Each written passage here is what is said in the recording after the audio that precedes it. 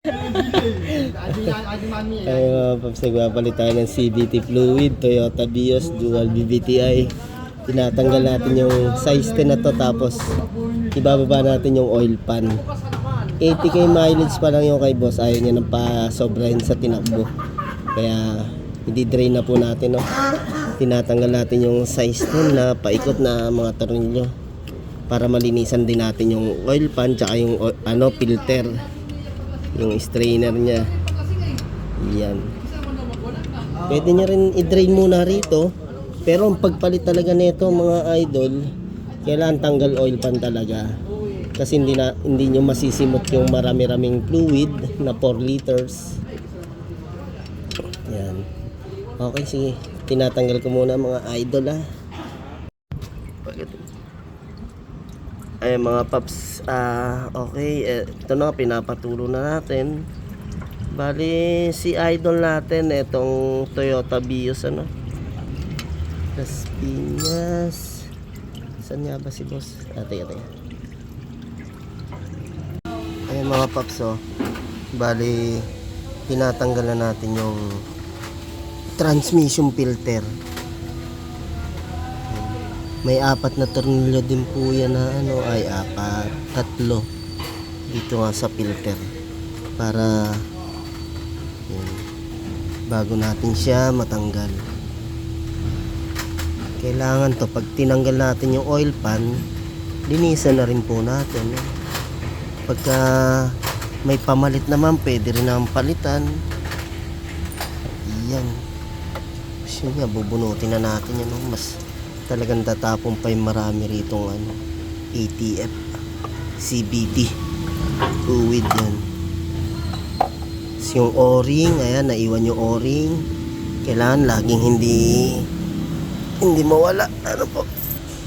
Ayan, ito na po yung filter natin tsaka oil pan. Ayan mga paps, dumi na, talagang sa 80 kailangan mo na rin talagang putik. Mga paps, ito nilinisan nga lang natin yung transmission filter. Ayan, hindi natin binabasa ng tubig yung loob. ATF na lang din panlinis natin sa loob, Tapos yung oil pa natin, yan, nalinisan na natin, magnet, yan. Tapos mga paps, ito, hindi na po drain to ng ating oil pan, yan.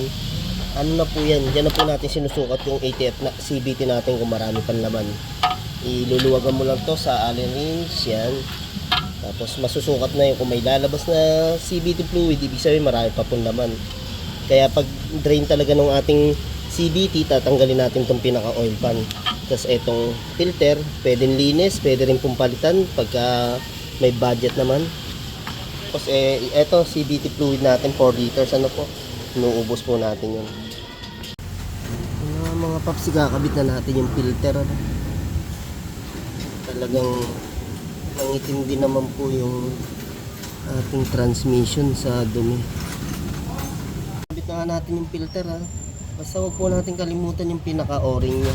Kakabit naman po natin ngayon yung pinaka oil pan. Okay mga paps, nakabit na natin yung oil pan, basta yung higpit natin ng tornilyo is sakto lang, kasi medyo maliliit lang siya, kaya pwede siyang ma-loose thread o kaya maputulan. Kaya yung higpit is sakto lang gagawin po natin dyan, Bago natin paalisin si boss, start muna natin para ma-check natin kung may leak man, Ito, kasama natin si Boss Ray. Ayan, si Boss Ray galing pa ng Caloocan. Thank you po sa pagpasyal dito sa aming Caloocan Garage saka AE Car Care Services. Ayan. Namin, inoobserba na lang natin kung wala magli-leak dun sa ating oil pan.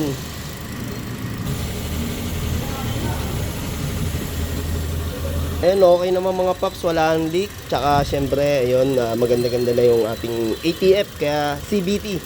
Kaya ayos na naman tumakbo itong ating Dual BBTI Toyota Vios. Thank you po.